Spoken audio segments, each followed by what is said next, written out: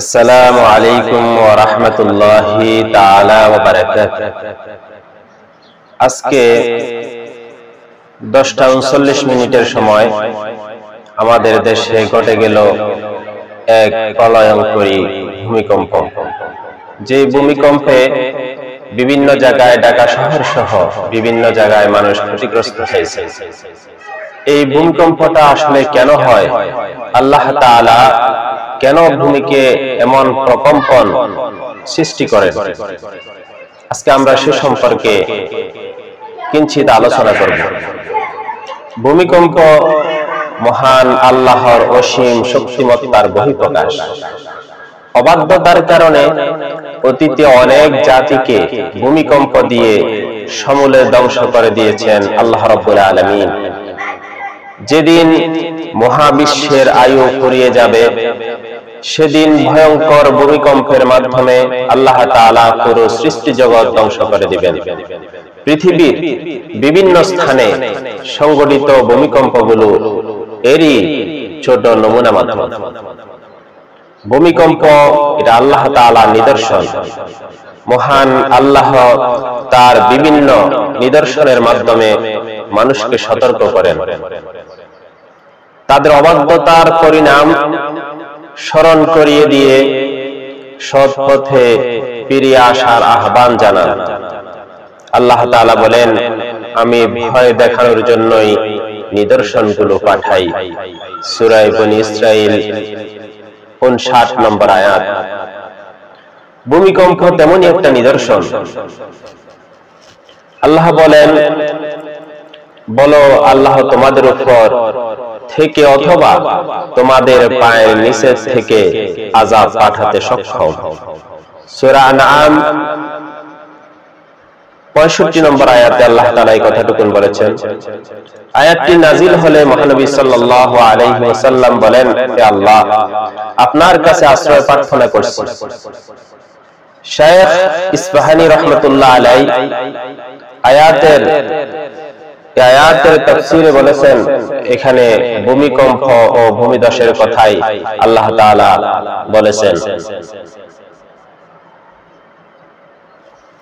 মানুষের গুনাহ, অনাচার, পাপাচার, প্রবৃত্তির প্রতি অবিচার, প্রকৃতির প্রতি অবিচার ইত্যাদির কারণে আল্লাহ তাআলা মানুষকে বিভিন্ন দুর্যোগের মুখোমুখি করেন। এই কারণেই এই সবকে মানুষের হাতের কামাই আখ্যা দেওয়া হয়েছে। আল্লাহ তাআলা বলেছেন, যে বিপদ আপদ তোমাদের উপর আসুক না কেন, তা তোমাদের নিজের হাতের কামাই করা, আর আল্লাহ তোমাদের অনেক গুনাহ ক্ষমা করে দেন। সূরা শূরা 30 নম্বর আয়াত। এই ভূমিকম্পের মাধ্যমে আল্লাহ তাআলা অবাধ্যদেরকে সতর্ক করতে চান। অতীতে আল্লাহ তাআলা অবাধ্যতার সাজা হিসেবে ভূমিকম্প দিয়ে কয়েকটি জাতিকে পুরোপুরি ধ্বংস করে দিয়েছিলেন। সালেহ আলাইহিস সালামের জাতি, সামুদ, শুআয়ব আলাইহিস সালামের জাতি, লূত আলাইহিস সালামের জাতি, কওমে লূতকে ভূমিকম্পের মাধ্যমে ধ্বংস করা হয়েছে। আল্লাহ তাআলা বলেন, তাদের কাউকে আমি মাটির নিচে গেড়ে দিয়েছি। সূরা আনকাবুত 40 নম্বর আয়াত আল্লাহ তাআলা এই কথাটুকু বলেছেন। তবে মহানবী সাল্লাল্লাহু আলাইহি ওয়াসাল্লাম এর বিশেষ দোয়ার কারণে আমাদেরকে আল্লাহ তাআলা একসাথে ধ্বংস করেন না। উম্মতে মুহাম্মাদীদেরকে আল্লাহ তাআলা যাতে একসাথে সমূলে ধ্বংস না করেন, সেজন্য রাসূল করিম সাল্লাল্লাহু আলাইহি ওয়াসাল্লাম আল্লাহ তাআলার দরবারে ফরিয়াদ করেছিলেন। মহানবী সাল্লাল্লাহু আলাইহি ওয়াসাল্লামের বিশেষ দোয়ার কারণে তার উম্মতকে পুরোপুরি ধ্বংস না করার অঙ্গীকার আল্লাহ তাআলা করেছেন। অবশ্যই মাঝে মধ্যে এই উম্মতকে সতর্ক করার জন্য ভূমিকম্পের মতো ধ্বংসাত্মক দুর্যোগ পাঠিয়ে থাকেন আল্লাহ রাব্বুল আলামিন। আল্লাহ তাআলা বলেন, জনপদের মানুষগুলো কি নির্ভয় হয়ে তামাশায় মত্ত থাকবে? কিংবা তারা কি আল্লাহর কলা কৌশল থেকে নির্ভয় হয়ে গেছে? অথচ আল্লাহর কলা কৌশল থেকে ক্ষতিগ্রস্ত জাতি ছাড়া অন্য কেউ নিশ্চিন্ন হতে পারে না।